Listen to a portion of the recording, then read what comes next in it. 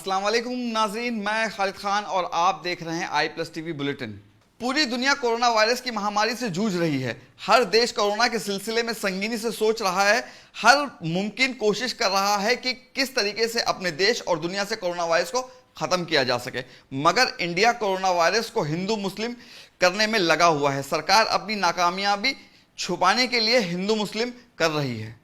तबलीगी जमात को कोरोना जिहाद कहकर खूब गालियां दी गईं। मुसलमानों का पूर्ण बहिष्कार और मुसलमान ठेले वालों को मारा पीटा जाना, आधार कार्ड उनका चेक किया जाना, आने वाले दिनों में ना जाने क्या क्या होने की आशंकाएं हैं। बीजेपी लीडर्स और एमएलए ने मुस्लिम सब्जी वालों से सब्जी ना लेने की मुहिम छेड़ रखी है। जवाब में मुसलमानों ने फ्री में अपना प्लाज्मा डोनेट करने का सिलसिला शुरू कर दिया है और हजारों लोगों ने इससे फायदा भी उठाया। खैर, ये सब अपनी जगह है। आइए बात करते हैं सीएम योगी जी की। सीएम योगी आदित्यनाथ कोरोना को लेकर कितने संजीदा हैं, उसका अंदाजा आप इस वीडियो से लगा सकते हैं। तबलीगी जमात का जो कार्य था वह सचमुच बड़ा ही अशोभनीय था। देखिए, बीमारी होना एक विषय है, बीमारी होगा वो अपराध नहीं, लेकिन बीमारी होने के बाद ऐसी बीमारी को जो संक्रामक हो उसको छुपाना ये अपने आप में एक अपराध है और ये अपराध तबलीगी जमात से जुड़े हुए लोगों ने किया है। आज उत्तर प्रदेश में या देश में जहां कहीं भी कोरोना का स्प्रेड देखने को मिला है, इसके पीछे तबलीगी जमात है। अगर उन्होंने इस बीमारी को छुपाया नहीं होता और इसके कैरियर बन करके वे जगह जगह नहीं चले होते तो संभवतः हम लोग लॉकडाउन के प्रथम चरण में ही कोरोना को काफी हद तक नियंत्रित कर चुके होते। लेकिन उन्होंने जो अपराध किया है उसके लिए उनके खिलाफ कार्रवाई होगी। योगी जी का यह वीडियो देखकर मैं बस इतना ही कहूंगा, अपनी ढोल अपनी राग, तेरे दिल में जैसे आए वैसे तू हाक। अब आप एक और वीडियो देखिए दिल्ली के सीएम केजरीवाल जी का। मैं इसी से जुड़ा एक सवाल आपसे बस पूछना चाहूंगा कि आपने बताया जो मरकज वाली इवेंट जो इंसिडेंट था उसमें आपको लगता है कहीं ना कहीं कुछ कोताही बरती गई सरकार और पुलिस की ओर से। जो मौलाना साद हैं वो कह रहे हैं कि हमने तो बता दिया था एसडीएम को पहले कि हमारे पास इतने सारे लोग हैं, तो क्या आपको लगता है कि कुछ बेहतर तरीके से इसको हैंडल किया जा सकता था? मुझे ये लगता है क्योंकि लगभग 10-12 दिन तक वो वहां पे सब लोग साथ थे और लोकल प्रशासन को और लोकल पुलिस को अगर उसके बारे में पता था कि इतने लोग साथ रह रहे हैं तो शायद उनको इतने दिनों तक इंतजार करने की बजाय, क्योंकि मैं सोच रहा था कि क्या हुआ होगा कि कुछ लोग कोरोना के मरीज होंगे जो वहां पे आए और वो चूंकि सब लोग एक साथ रह रहे थे, उन कुछ संक्रमित लोगों की वजह से सब लोग संक्रमित होते गए। तो इतनी बड़ी संख्या में अगर लोग वहां मौजूद थे तो लोकल प्रशासन को समय रहते कार्रवाई करनी चाहिए थी। आपने देखा, जब केजरीवाल जी से पूछा गया क्या तबलीगी जमात कोरोना वायरस के लिए जिम्मेदार है, जवाब में उन्होंने कहा 8 दिन पहले प्रशासन को बता दिया गया था और अगर प्रशासन वक्त रहते कार्रवाई करता तो ये नौबत नहीं आती। इस पर i+TV ने पहले ही एक वीडियो बनाई है, डिस्क्रिप्शन में हमने उसका लिंक डाल दिया है, आप देख सकते हैं। अब योगी जी से मैं कुछ कहना चाहता हूं। नमस्ते ट्रंप पर आप कुछ नहीं बोलेंगे और दिल्ली मरकज निजामुद्दीन एक टर्मिनल है तबलीगी जमात का। क्या वहां पर लोग लॉकडाउन के बाद आए थे या पहले से मौजूद थे? क्या उनका चेकअप हुआ था आने से पहले? और जब आप अयोध्या गए थे तो क्या वहां पे भीड़ जमा नहीं हुई थी? क्या आपने लॉकडाउन का पालन किया है?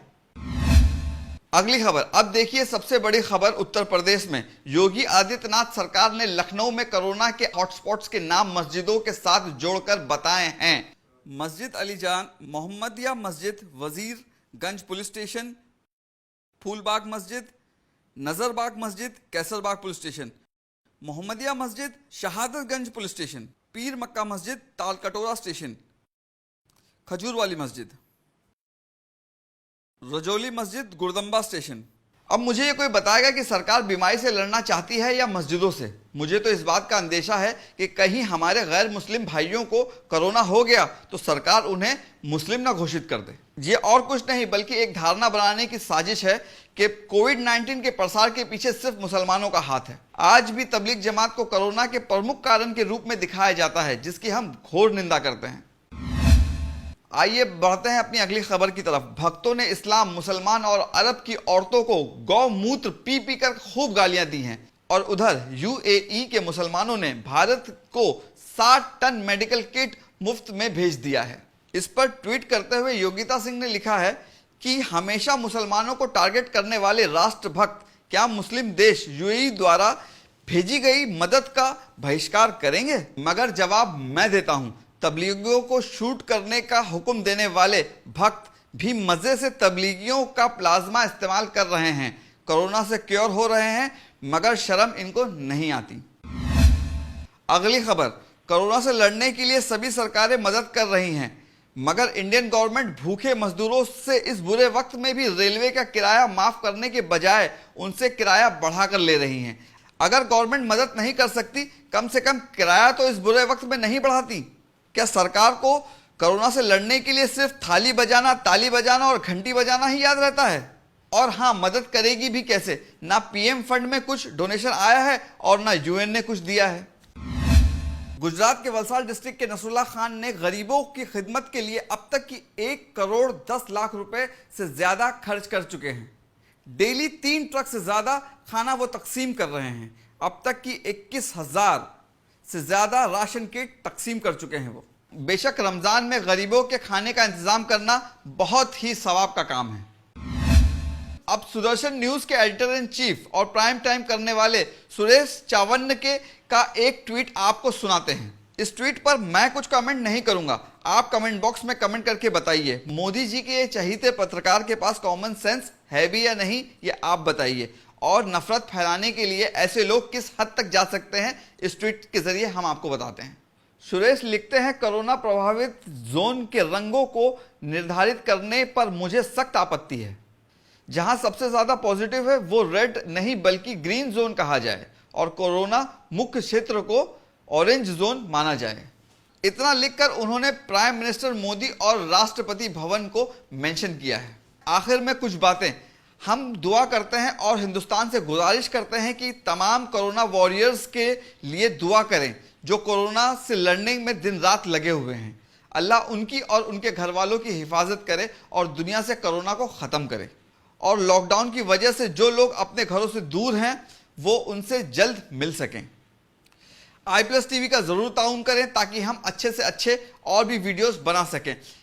इस वीडियो को ज़्यादा से ज़्यादा शेयर करें क्योंकि सच का साथ देश का विकास। अब इसी के साथ मुझे दीजिए इजाज़त। Khalid Khan signing out. अस्सलाम वालेकुम वरहमतुल्लाहि वबरकातुहू।